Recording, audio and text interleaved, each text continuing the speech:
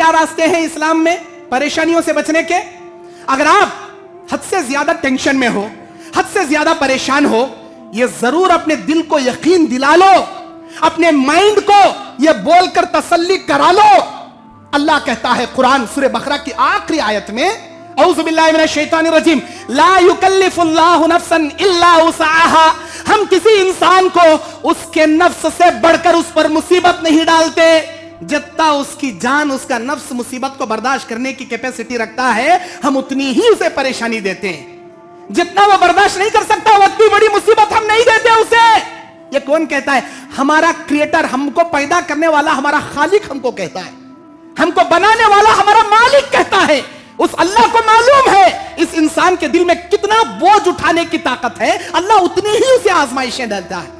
तो सबसे पहले ये तसल्ली करा लो, मुझे मेरी औकात से बढ़कर अल्लाह मुसीबत नहीं देता।